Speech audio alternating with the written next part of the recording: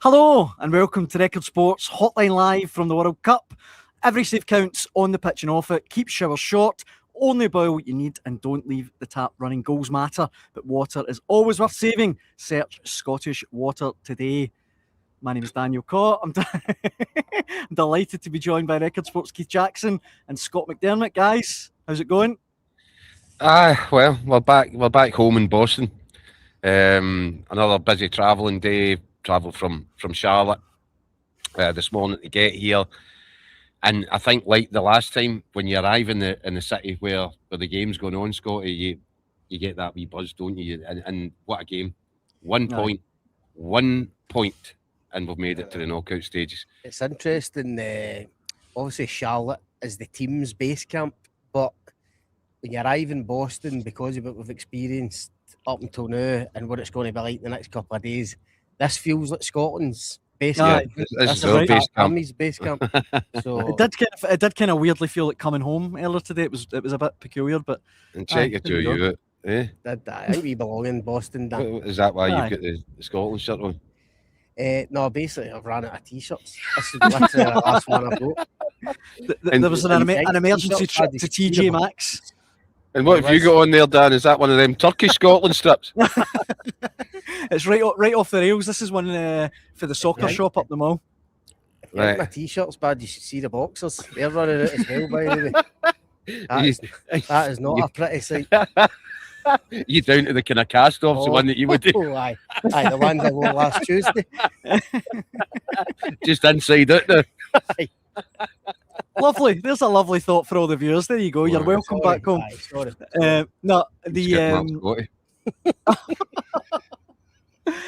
We will revisit Scotland in a little bit, but we need to touch on some of the revisit Scott's pants. We'll come back to Scott's underwear soon. I pick my laundry up when I get back to that hotel. We will revisit Scott's underwear and Scotland a little bit later on. But massive news back home, guys. Derek McInnes is officially the new Rangers manager. Big news, Keith. Huge. Yeah, well, I think we broke the news when we were last in Boston, wasn't it? So was it It was Saturday. Yep. We broke the news that Rangers had made an official approach to open the conversation. I think I said on the show that day, Dan, this was going to get done. All parties wanted it to happen. Well, certainly Derek McInnes did, and certainly Rangers did. As I said to you at the time, he wasn't going to enter into a beauty pageant on it. He wasn't going to put himself up against anybody else. The fact that they wanted to have the official conversations, there was a bit of back channeling on at the weekend, but the fact that it got to that stage told me that it was a short list of one man. Yep. I said to you, I thought it would be done early this week. That's exactly what's happened, and yeah, it's a new start for Rangers, a new start for Andrew Kavanagh. And you know what I think is really important? It sounds like a little thing, but it's not. He's been appointed as Rangers manager. So see this kind of flirtation that they had, the Kevin Thelwell fever dream about Kevin Thelwell's the most important man in the building. The manager can just be called a head coach, men's first team head coach. I've never heard anything as ridiculous in my life. And I think it's significant that after Russell Martin, head coach, Danny Rohl, head coach, Rangers have appointed a manager, and they made it quite a big play in the socials, didn't they? Yep. They put out, I think, from the stand to the pitch. So basically, a Rangers fan who played for the club, and then they walked up the stairs, the marble staircase, and went to the manager's office. And I think the stressing of that word is really important.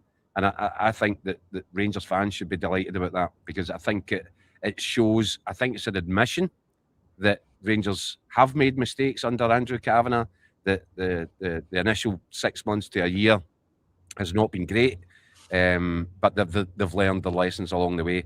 And most importantly of all, I think that Walter Smith, who always wanted Derek McInnes to get the job, he'd be pleased. He'd be, I think, quietly thrilled at the fact that he's going in there, not just into the role that Walter Smith always felt that Derek McInnes was made for, but he's also going in and given his proper place. The manager's position at Rangers was undervalued by the desperation to use a modern day term.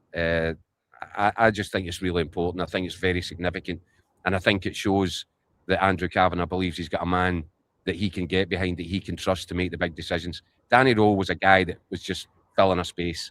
Derek McInnes will now drive this club. In what direction? Who knows? But I think he'll be excited by it. I know he's excited by it, actually. And I think it's now a question of he will have given Rangers a list of the players that he feels are required. And it's going to be really interesting over the next few weeks to see who comes in the door and who goes out the door, Scott. Just on the manager thing, Jack, I totally agree. And I don't think Derek McInnes would have had it any other way. I think if they'd have put it to him that he was going to be head coach at Rangers and there'll be a recruitment team who the position's marginalised. Yeah, a recruitment team supply him with players. I just don't think that would float his boat. No, despite obviously the attraction, his boyhood club. So I think that would have been really important to him to be announced as the Rangers manager. I've said for a long time about Rangers and about Celtic actually. Jacko's right. Both clubs have flirted with this idea of directors of football and head of recruitments and technical directors and head coaches. And they've all got a part to play. But the managers should always be. Rangers and Celtic need a man. Rangers and Celtic are unique clubs. Dan, I keep saying it throughout the world. Rangers and Celtic don't operate like normal clubs because of the Glasgow environment, that old firm Goldfish Bowl. Both of those clubs need really strong leadership for the top, but also in the manager's office. I think I keep saying it, the best managers both clubs have ever had have been that type. And I don't think that's changed, despite the fact, obviously, the game has moved on. No, Rangers need somebody.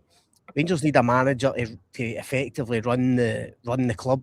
And Derek McInnes will do that. He'll want autonomy on most things. I'm not saying he's going to be sorting tickets out for players every weekend, but the big decisions, the big football decisions at the club will be made by Derek McInnes. I think that's the right way to go. And I think for him, it's the only way he would have taken the job. And I do think it'll prove to be a really good decision by Rangers. I think what's really important here is where Andrew Kavanagh is on this, because he came in with a clean slate and the chance to build Rangers from the top down or the bottom up, however you want to put it. And I think that he's understood, and I think this is really important. I think he's understood the mistakes that were made by backing people that really didn't know what was required at Rangers. Yep. And I think he has learned so much in the last 12 months that he's made the assessment.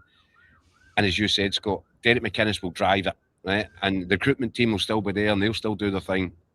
But ultimately, these guys were making decisions. As I said months and months ago, how can you have a recruitment department? How can you hope to sign the right players when you actually don't have the first idea of what it is that you're looking for? Exactly. If you don't know what you're looking for, how are you going to find it? Exactly. But Rangers, know what's required. They now have a guy in charge that understands exactly what is required to pull on that jersey and the pressures and the environment that come with it. I just think it makes so much sense. I mean, look, there's no guarantees. Appointments will always carry an element of risk, but I think this is as close to a no-risk appointment as it was possible for Rangers to make. I agree, but it's interesting. Just we're obviously a bit out of it, out the look over here, if you like. Is the reaction good, bad, and different? From what I'm hearing from back home, just on like forums and stuff, there's been a bit of a negative reaction. I've seen a bit of that as well, Scott. I'm really surprised by it. I'm staggered by that. That doesn't surprise me at all. Absolutely staggered. It doesn't surprise me because I think Rangers fans have always had this idea that Derek McInnes just isn't good enough. He's not, the next big thing from Italy or Spain or. That's what took well for them. That's exactly. Do you know what? I remember having a conversation with Brendan Rodgers when he was going back to Celtic the second time, and he knew there was an element of the Celtic support that weren't having the appointment, weren't happy with it, and he knew that he was opening himself up to potential for some heavy criticism. I think I said to him, Brendan, you've been in the game long enough. You only need to do one thing: win games of football. Yep. See, the minute you start winning games of football, all the negative voices will disappear and everybody will fall in behind. And it's the exact same set of circumstances now for Derek McInnes. He just needs to go in, win games of football, and the crowd will follow. I keep hearing some of the negative stuff I've heard or seen online. That is like, what's he won as a match? I keep seeing that too. That's nonsense. I mean, he won 9 in a row for Rangers as a player. So, in terms of that, a characteristic of being a winner, of course he's a winner. I don't know what people expected him to win at Aberdeen and Kilmarnock and Bristol City, but I think when you look back at all of those clubs, and Hearts obviously latterly, I think you look back at all of those clubs, most of the time he was punching above his weight. Look, I think he's done pretty much a brilliant job wherever he's been, but Rangers is in his DNA. He knows exactly what that club's all about. He knows what it takes to win there as a player. This appointment should have been made a long time ago. As Jack will say, of course there's no guarantees. But in terms of where Rangers are and the lack of success that they've had since winning that title in 2021, well, Rangers need to get back to basics. We touched on it the other night. Win domestically. Challenge for titles. Win domestic cups. I don't think there's anyone better qualified to go and do that. If the fans don't think he's won enough, well, they went and get Philippe Clement a few years ago. He just won 2 titles in Belgium. Didn't do him any good in Glasgow. Do you know what? Danny Rohl comes in, right, and there was an excitement. Oh, here's a wee young German guy, and they got a song for him, and they kind of fell over themselves in the rush to embrace him. Probably because he wasn't Russell Martin, right? That's probably the first fact of that. But that's a guy, and I kept saying it. His managerial CV reads 1.5 seasons in the second tier of English football, and his best achievement was a 12th place finish. Now, the same Rangers fans that welcomed Danny Rohl are now sitting saying, "Oh, well, Derek McInnes has not got enough."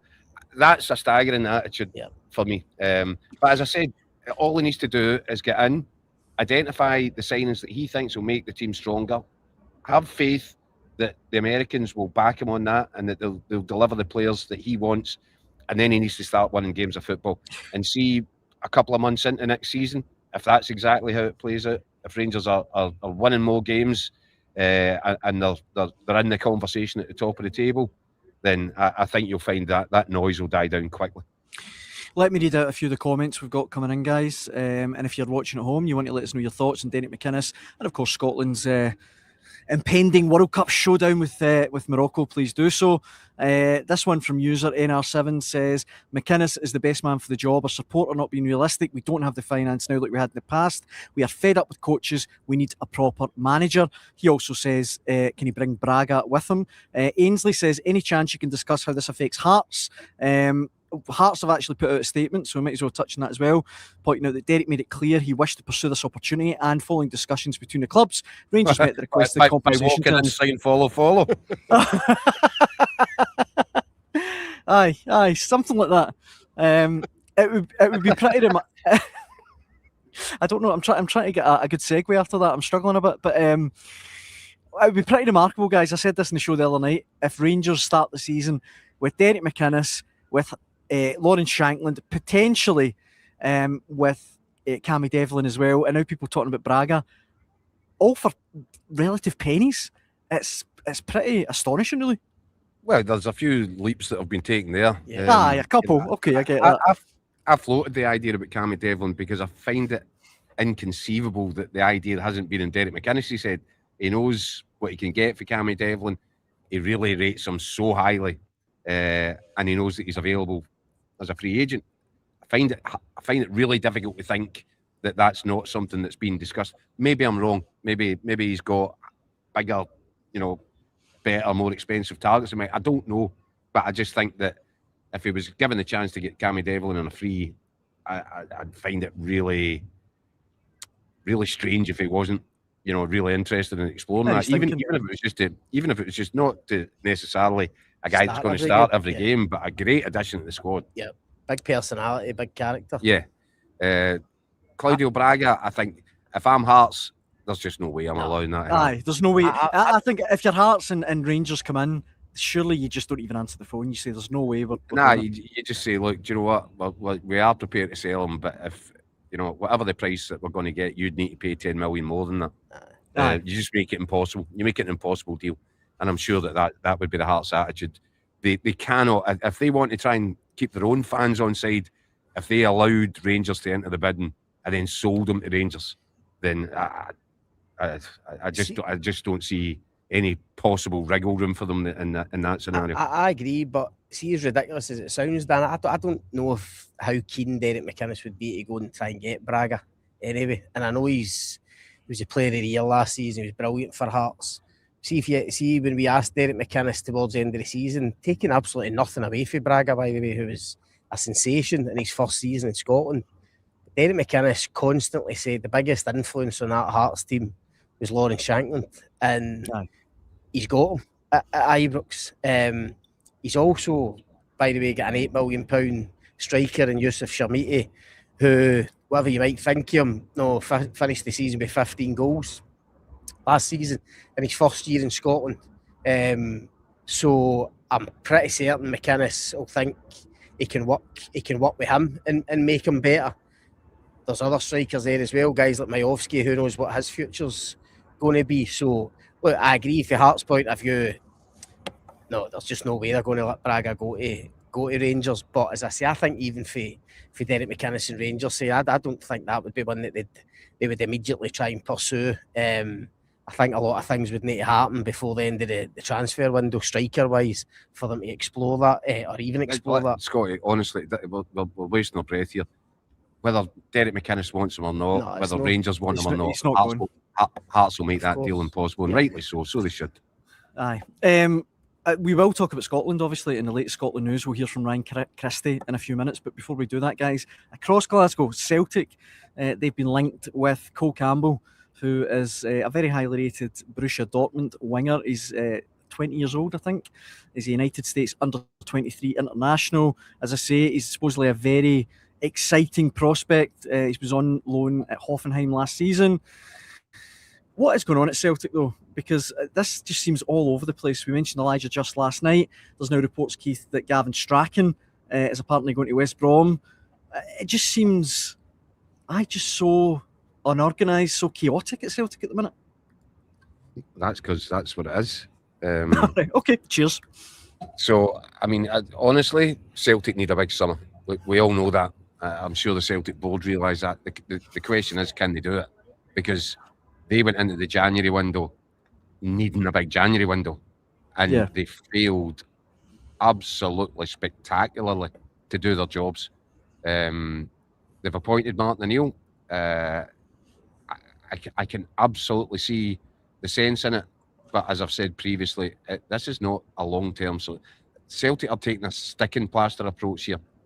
Now, the young boy from America, I'd be quite excited about that, because there's a pathway for the best young American players.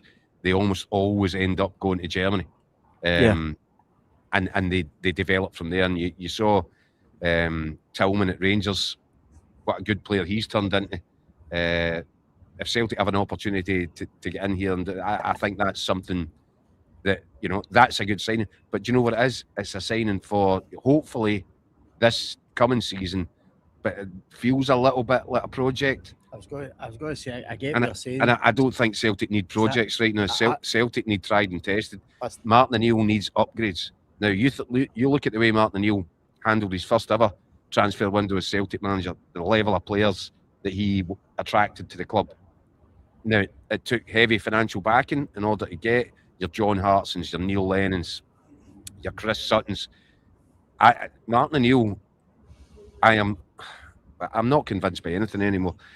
But I would like to think that Martin O'Neill's going into that job saying, guys, we need something similar. We need proper, established, big hitters, big players that can improve this squad. If there's a couple of project guys thrown into that, then all well and good. But you can't have another raft of guys that nobody's quite sure if they can cut it or not in Scottish football. I mean, look, this boy might be a cracking player. I've not seen him, Dan, but he's come through at Dortmund. He's made his debut.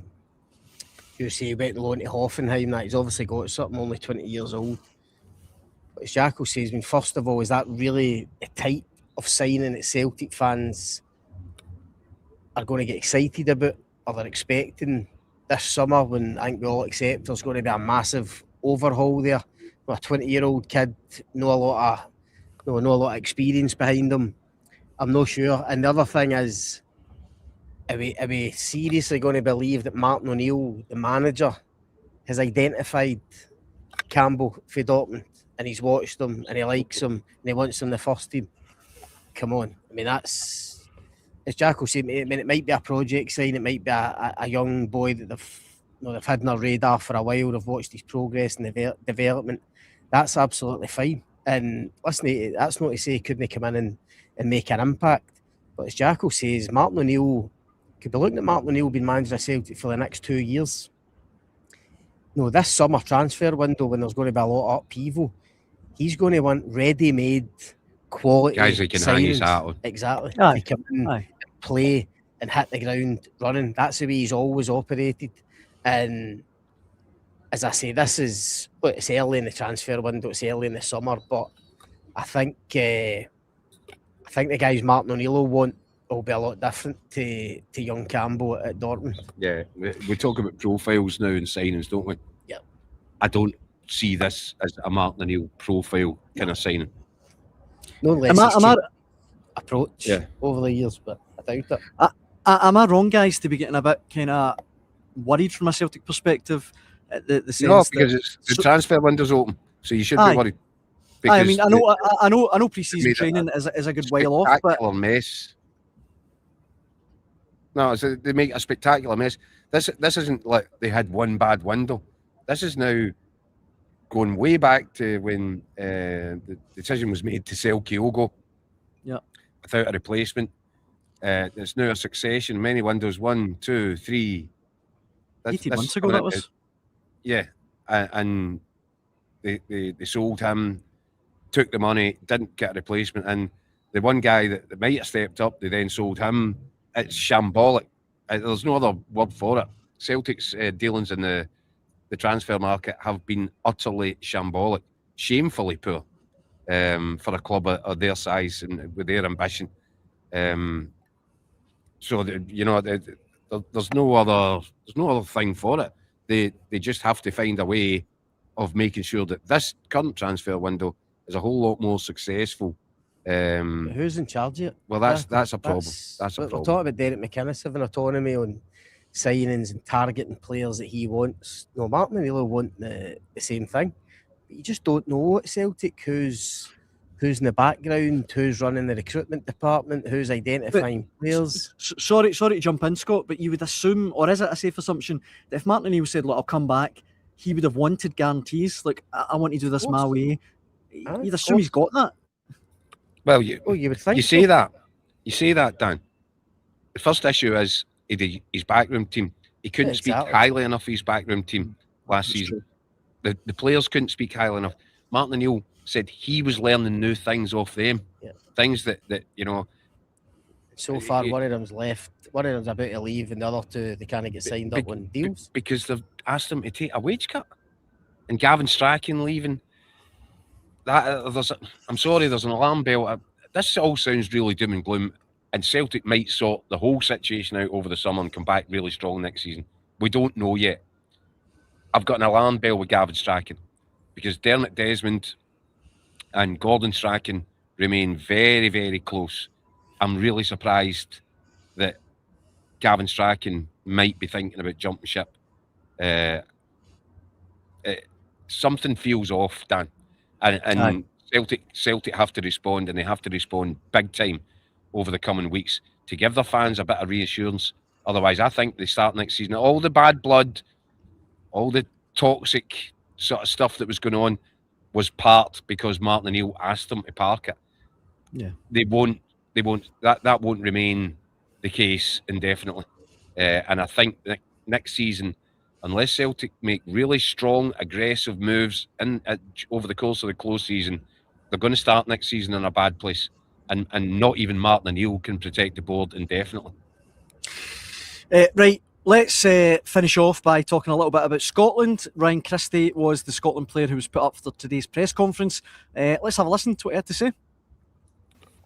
I think obviously the excitement and stuff of the Haiti games obviously died down now. It was an incredible night, and when we were all buzzing with the result going into it, we put a lot of pressure on ourselves. I knew how much that kind of game meant to everyone and for us moving forward in the competition. So we've done that. We've given ourselves that chance now, and now we need to go and grasp it. And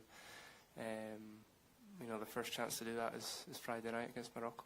Some of the narrative has been that the pressure's off a little bit because this isn't the first game back at a World Cup, but it's against a team like Morocco. Does it feel that way for the players?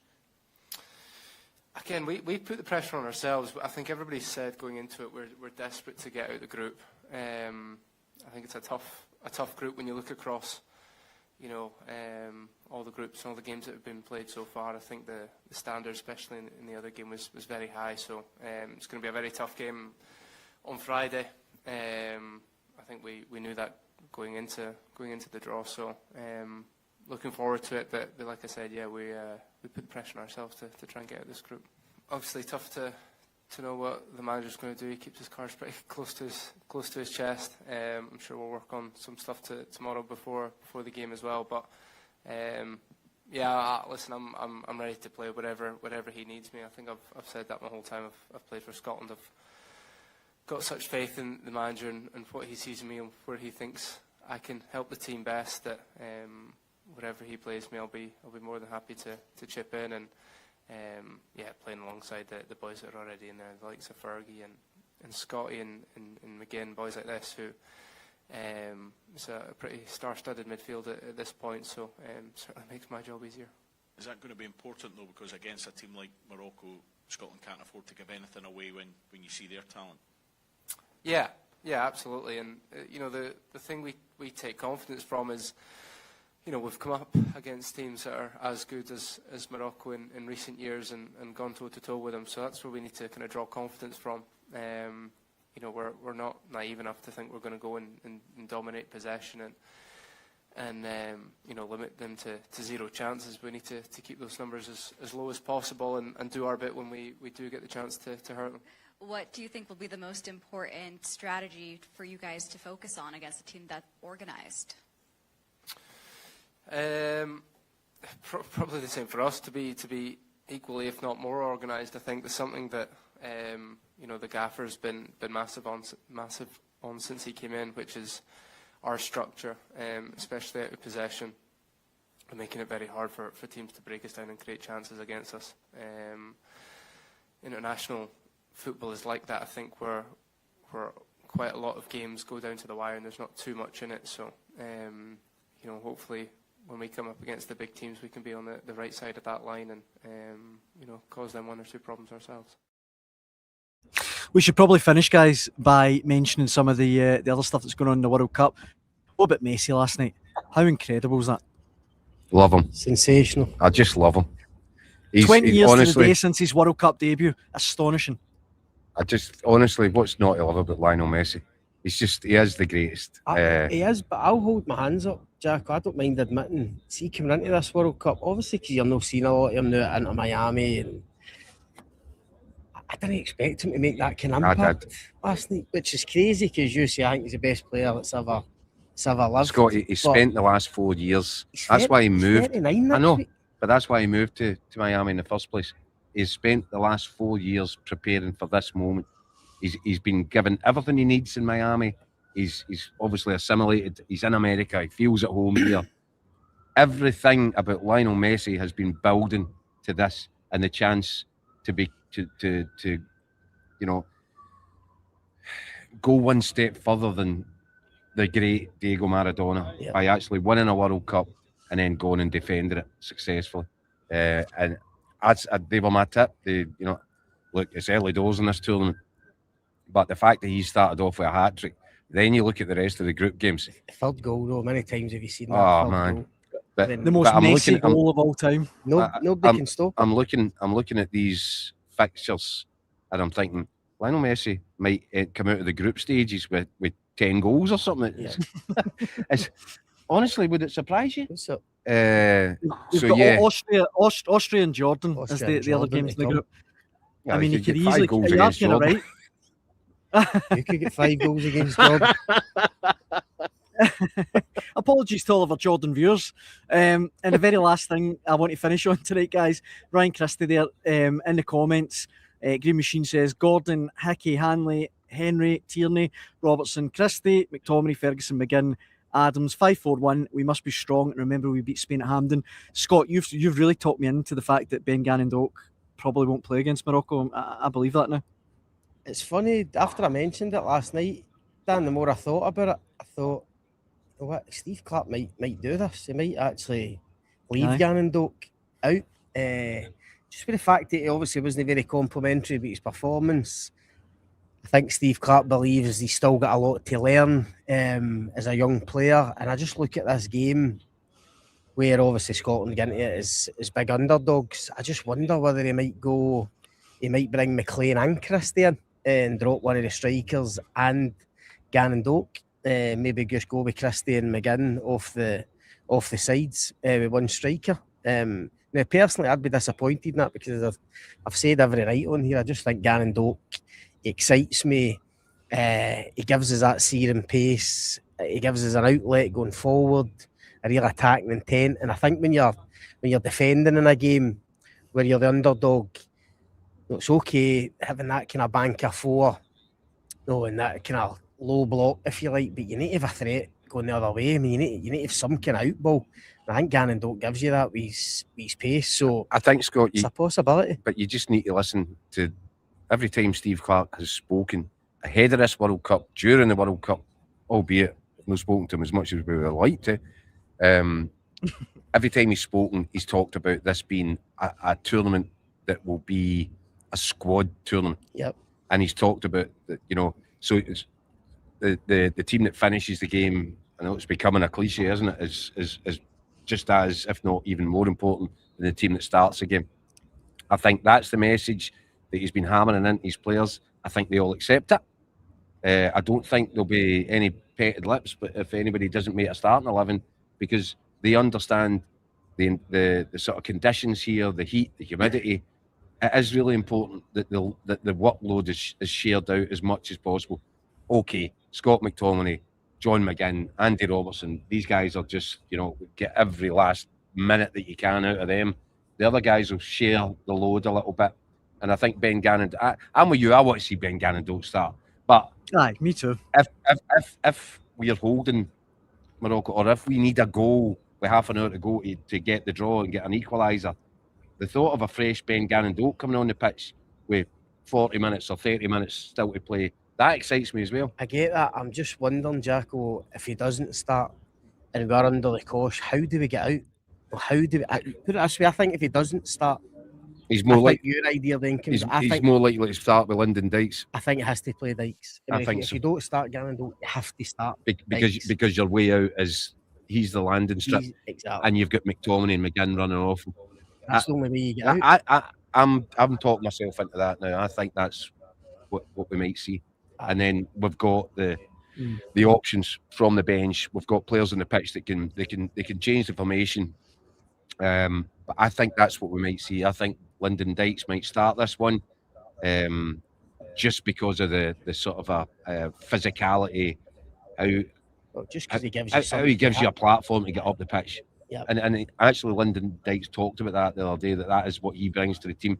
So people might criticise me for not scoring enough goals, but I think I offer the team something different, something that nobody else can do. I offer that platform. I can get the team up the pitch. And I start to wonder if that's not part of the thinking here. We'll talk plenty more about the team for Friday's game against Morocco tomorrow, guys, obviously with it being match day -1 as they call it. But I think for now, that probably brings us to the end of Wednesday night's Hotline Live. What are we doing tonight, Dan? Scottish Water. What are we doing tonight, Keith? Tell the viewers. Go on, Jack. We're going to watch American Rounders. We're going to see the Boston Red Sox. We're going to the Cathedral of Baseball, Fenway Park, to see the Boston Red Sox. Scott, you're excited, aren't you? Can't wait. Iconic venue. I think it'll be brilliant, Dan. Looking forward to it. Let me tell you something. England are playing Croatia right now. See if Croatia were 1-0 up. It was the opposite way. Harry Kane scored a penalty. England are Of course, Harry Kane scored a penalty. Yeah. Of course, England are 1-0. See if it was the other way around, I'd be sacking off sacking off the baseball and sitting to watch that. But right now, as the way things stand, Red Sox it is. Go Red Sox! Who are they playing? Don't know. Who knows? Who knows and who against cares? You can stay tuned. There's hot as well dogs, to right? Records. There's hot dogs, there's beer, that's all that matters.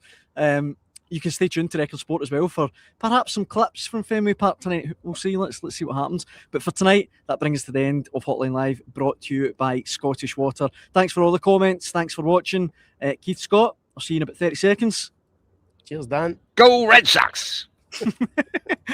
Thanks for watching at home. We'll be back at 9 p.m. UK time tomorrow.